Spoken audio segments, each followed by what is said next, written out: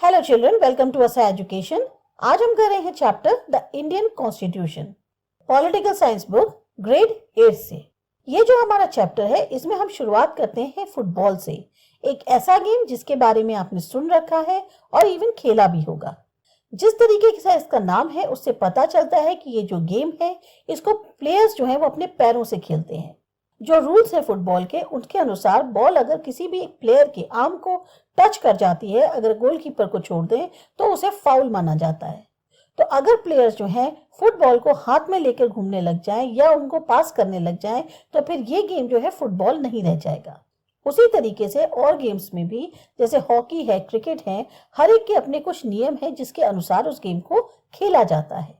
ये जो रूल्स हैं ये इस गेम को बताने में मदद करते हैं और साथ ही साथ और गेम से अलग करते हैं। तो ये एक तरह से इस गेम के या किसी भी गेम के मूलभूत रूल्स होते हैं और हम इनको कह सकते हैं कि ये कॉन्स्टिट्यूटिव रूल्स जो हैं उस गेम के कहलाते हैं। ठीक इन्हीं की तरह सोसाइटी के भी अपने कुछ कॉन्स्टिट्यूटिव रूल्स होते हैं जो उसको बनाते हैं कि वो कैसी है और बाकी सोसाइटी से उसको अलग करती है। जो बड़ी बड़ी सोसाइटीज होती हैं जिसमें अलग अलग कम्युनिटीज के लोग साथ में रहते हैं, वहां ये जो रूल्स हैं ये बनाए जाते हैं एक आम राय के बेसिस पर। मॉडर्न कंट्रीज में ये जो आम राय है ये जनरली अवेलेबल होती है रिटन फॉर्म में। तो ये जो रिटन डॉक्यूमेंट होता है जिसमें हमें इस तरीके के रूल्स मिलते हैं उनको हम कहते हैं कॉन्स्टिट्यूशन। हमारी 6th और 7th क्लास में हमने इंडियन कॉन्स्टिट्यूशन के बारे में पढ़ा था अपनी सोशल और पॉलिटिकल लाइफ टेक्स्ट बुक में। आपने कभी सोचा कि हमें कॉन्स्टिट्यूशन क्यों जरूरत है, या कभी आपको जिज्ञासा हुई कि कॉन्स्टिट्यूशन कैसे लिखा गया, किसने लिखा? तो हमारा ये जो चैप्टर है इसमें हम यही डिस्कस करेंगे कि कॉन्स्टिट्यूशन कैसा है, क्यों जरूरत है और किसने उसे लिखा। साथ ही साथ हम इसमें कुछ और मुख्य फीचर्स जो इंडियन कॉन्स्टिट्यूशन के हैं उनको भी देखेंगे। हर ये जो फीचर है ये बहुत क्रूशियल है, बहुत इंपॉर्टेंट है डेमोक्रेसी की वर्किंग के लिए इंडिया के अंदर। और इसी में ही हम कुछ ध्यान देंगे कुछ जो अलग अलग चैप्टर्स में जो भी इनके की फीचर्स हैं उसके बारे में भी अपनी बुक के अंदर। तो शुरुआत करते हैं सबसे पहले टॉपिक से कि हमें कॉन्स्टिट्यूशन की जरूरत क्यों होती है या एक किसी भी कंट्री को कॉन्स्टिट्यूशन की जरूरत क्यों पड़ती है। आजकल सारी कंट्रीज जितनी हैं या मोस्टली जितनी कंट्रीज हैं दुनिया के अंदर, सब में अपना एक कॉन्स्टिट्यूशन है। सारी की सारी डेमोक्रेटिक कंट्रीज का अपना एक कॉन्स्टिट्यूशन है, पर यह जरूरी नहीं है कि सारी कंट्रीज जिनका कॉन्स्टिट्यूशन है वो डेमोक्रेटिक ही हो। कॉन्स्टिट्यूशन बहुत सारे पर्पसेस को सर्व करता है। सबसे पहले वो कुछ ऐसे सिद्धांत को बताता है, आइडियल्स को बताता है जो कंट्री जिस तरीके की है उसका बेसिस बनाती है, यानी कि जैसा नागरिक चाहते हैं कि हम इस तरह की कंट्री में रहें उसका एक बेस फॉर्म करते हैं। दूसरी तरफ से हम कहें कि कॉन्स्टिट्यूशन ये बताता है कि हमारी जो सोसाइटी है उसका मूलभूत आधार कैसा है, उसका नेचर कैसा है। एक कंट्री जो है वो बहुत अलग अलग कम्युनिटी के लोगों की बनी हुई होती है जो कुछ खास बिलीव्स को शेयर करते हैं। जरूरी नहीं है कि हर इशू पर वो एग्री करते हो। तो ये जो कॉन्स्टिट्यूशन है ये हेल्प करता है, उन्हीं सेट ऑफ रूल्स और प्रिंसिपल्स को सर्व करता है जो सारे लोग कंट्री के अंदर रहते हैं उनको एग्री करना होगा और इसी के बेसिस पे, इसी के तरीके से कंट्री को आगे बढ़ाया जा सकता है, गवर्न किया जा सकता है। इसमें खाली किस तरह की गवर्नमेंट होगी यही शामिल नहीं है, बल्कि एक ऐसा एग्रीमेंट कुछ कायदे पे, कुछ कानून पे, सिद्धांत, प्रिंसिपल कह सकते हैं, जो सब लोग मानेंगे और कंट्री जो है लागू करेगी या लेकर चलेगी। अब हम जो है समझने की कोशिश करते हैं। ये हमारे पास नेपाल के जो हिस्ट्री है उसकी 2 सिचुएशंस बताई गई हैं, तो बिल्कुल ही विपरीत सिचुएशंस बताई गई हैं। नेपाल एक ऐसी कंट्री जो इंडिया को बॉर्डर करती है नॉर्थ में। अभी रिसेंटली ही नेपाल जो है मोनार्की था, यानी कि वहां पे तानाशाही थी। जो पहले का कॉन्स्टिट्यूशन था नेपाल का, जो कि अडॉप्ट किया गया था 1990 में, वो ये दर्शाता था कि सारी की सारी जो फाइनल अथॉरिटी है वो किंग के पास है। एक लोगों का आंदोलन किया गया नेपाल के अंदर और वो कई दशकों तक लड़ते रहे ताकि डेमोक्रेसी एस्टैब्लिश करी जा सके।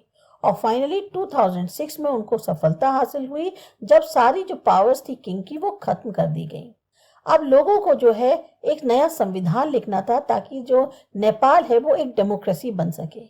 जो कारण था कि वो नहीं चाहते थे कि पहले का कॉन्स्टिट्यूशन चले, क्योंकि वो उनके जो सिद्धांत हैं कंट्री के जैसा चाहते हैं कि नेपाल वाले ऐसा हो, वो नहीं हो रहा था, उसको नहीं दर्शाता था। और साथ ही साथ जिसके लिए वो लोग लड़ रहे थे वो सब चीजें उनको नहीं दिख रही थी।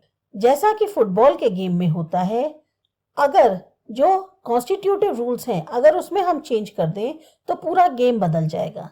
नेपाल जो है वो मोनार्की से डेमोक्रेटिक गवर्नमेंट में मूव कर गया। अगर वो डेमोक्रेटिक गवर्नमेंट बनने जा रही है तो उसके जो कॉन्स्टिट्यूटिव रूल्स हैं उनमें बदलाव करना बहुत जरूरी है। सारे के सारे कॉन्स्टिट्यूटिव रूल्स बदलने पड़ेंगे ताकि एक नए समाज का जन्म हो। इसीलिए जो लोग थे नेपाल के, उन्होंने एक नया कॉन्स्टिट्यूशन अडॉप्ट किया कंट्री के लिए 2015 में। यहाँ बगल में जो है आपको एक कैप्शन दिया गया है जो बताएगा कि नेपाल का स्ट्रगल डेमोक्रेसी के लिए कैसा था। जो कंट्री थी नेपाल की, उसने बहुत सारा स्ट्रगल जो है डेमोक्रेसी के लिए झेला है। पीपल स्ट्रगल हुआ 1990 में, जिसने डेमोक्रेसी स्टैब्लिश करी और लगभग 12 साल चला 2002 तक। अक्टूबर 2002 में जो किंग ज्ञानेंद्र थे, उन्होंने जो है माओइस्ट जो है वो कंट्री में ज्यादा बढ़ते जा रहे थे। और रीजन क्या था? क्योंकि उन्होंने जो है अलग अलग एस्पेक्ट्स जो गवर्नमेंट के थे वो आर्मी की मदद से लेने शुरू कर दिए थे, अलग अलग पहलू जो थे। किंग ने फाइनली अपने आप को एक तरह से हेड ऑफ द गवर्नमेंट बना लिया 5 फरवरी 2005 में। नवंबर 2005 में माओइस्ट जो थे उन्होंने और पॉलिटिकल पार्टीज ज्वाइन करी और एक 12 पॉइंट एग्रीमेंट साइन किया। ये एग्रीमेंट जो है दर्शाता था कि बहुत बड़ी पब्लिक जो है वो चाहती है डेमोक्रेसी और पीस। 2006 में जो पीपल्स मूवमेंट डेमोक्रेसी के लिए शुरू हुआ, उसकी बहुत ज्यादा एक तरह से तीव्रता बढ़ती जा रही थी। वो छोटे छोटे कंसेशंस जो किंग कर रहे थे उनको मना कर रही थी और फाइनली अप्रैल 2006 में किंग को जो है रिस्टोर करना पड़ा थर्ड पार्लियामेंट और पॉलिटिकल पार्टीज को बोलना पड़ा कि आप गवर्नमेंट बनाइए। 2008 में नेपाल एक डेमोक्रेसी बन गया जब मोनार्की खत्म हो गई। तो ये जो आपकी बुक में फोटोज दी गई हैं, इसमें यही दर्शाया गया है कि किस तरीके से लोग जो हैं वो मूवमेंट कर रहे थे डेमोक्रेसी के लिए 2006 में। अब सेकेंड इंपॉर्टेंट पर्पस जो कॉन्स्टिट्यूशन का होता है वो है कंट्री का जो नेचर है, उसका जो पॉलिटिकल सिस्टम है उसको दर्शाना। जैसे नेपाल का जो शुरू का कॉन्स्टिट्यूशन था वो ये बताता था कि कंट्री जो है वो किंग के द्वारा रूल करी जाएगी या उसके काउंसिल ऑफ मिनिस्टर्स के। वो कंट्रीज जिन्होंने डेमोक्रेटिक फॉर्म ऑफ गवर्नमेंट को अपना लिया है या पॉलिटी को, वहाँ कॉन्स्टिट्यूशन एक बहुत क्रूशियल रोल प्ले करता है। कुछ इंपॉर्टेंट गाइडलाइंस को ले आउट करता है कि गवर्नर जो गवर्न करेंगे इन सोसाइटीज को, उसमें जो डिसीजंस लिए जाएंगे उनके लिए गाइडलाइंस जो है वो बताता है। डेमोक्रेसी में हम अपना लीडर चुनते हैं ताकि वो जो है उन पावर्स को एक्सरसाइज कर सके हमारे बिहाफ पे रिस्पॉन्सिबल तरीके से। हमेशा एक पॉसिबिलिटी बनी रहती है कि लीडर्स जो हैं वो अपनी अथॉरिटी का मिसयूज कर सकते हैं और ये जो कॉन्स्टिट्यूशन है ये यही इस चीज़ों के खिलाफ उनको बचाता है। जो मिसयूज होता है अथॉरिटी का, उसका मतलब क्या है? बहुत ज़्यादा अन्याय किया जा सकता है, जिस तरीके की आपको एक सिचुएशन क्लासरूम में बताई गई है। सुरेश जो है वो एक क्लास मॉनिटर है, वो एक तरह का बुली है। उसके जो क्लास के सहपाठी हैं वो उससे ज़्यादा खुश नहीं रहते। मिसेस राव जो क्लास टीचर हैं, उनको क्लासरूम छोड़ के जाना पड़ा किसी अर्जेंट काम से, तो उन्होंने जो है सुरेश को बोला कि तुम क्लास का ध्यान रखो। अब सुरेश ने जो है इसमें अनिल को पकड़ लिया। अनिल, आज मैं तुम्हारे बारे में मिसेस राव को रिपोर्ट करूंगा। पर मैंने किया क्या है? जब मिसेस राव लौट के आई क्लास में तो जो सुरेश था उसने बताया कि जब आप गई हुई थी तो अनिल जो है बहुत जोर जोर से बात कर रहा था, पूरी क्लास को डिस्टर्ब कर रहा था और मेरी बात भी नहीं सुन रहा था। अनिल, तुमको जो है रुकना पड़ेगा स्कूल के बाद आज, और लिखोगे कि मैं जो हूँ क्लास के मॉनिटर को डिसोबे नहीं करूंगा लगभग 100 बार। लेकिन मैम, मैंने तो कुछ किया ही नहीं। तो ये जो एक छोटी सी सिचुएशन बताई गई है, ये दर्शाया गया है कि एक इंसान को अगर पावर दे दी जाए तो वो उसका कितना गलत इस्तेमाल करने लगता है।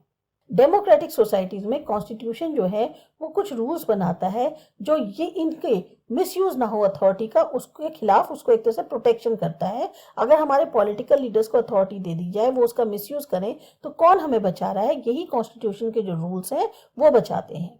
अगर हम इंडियन कॉन्स्टिट्यूशन की बात करें, जिसके बारे में आप और ज़्यादा डिटेल में पढ़ेंगे इस चैप्टर के एंड में, बहुत सारी ऐसी लॉज हैं जो कि हैं सेक्शन बेस्ड फंडामेंटल राइट्स में।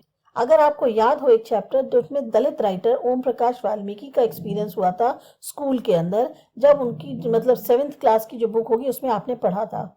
उस चैप्टर में हमने बताया कि किस तरह से ओम प्रकाश को भेदभाव सहन करना पड़ा क्योंकि वो एक दलित थे। आप पढ़ेंगे यहाँ पर कि इंडियन कॉन्स्टिट्यूशन किस तरह से गारंटी करता है राइट टू इक्वालिटी हर एक नागरिक को, और ये बोलता है कि कोई भी सिटीजन को डिस्क्रिमिनेट नहीं किया जाएगा उनके रिलीजन, रेस, कास्ट, जेंडर या प्लेस ऑफ बर्थ के बेसिस पे। राइट टू इक्वालिटी एक ऐसा फंडामेंटल राइट है जो कि गारंटी किया गया है इंडियन कॉन्स्टिट्यूशन के द्वारा। इसके आगे का पार्ट हम करेंगे अपने अगले वीडियो में।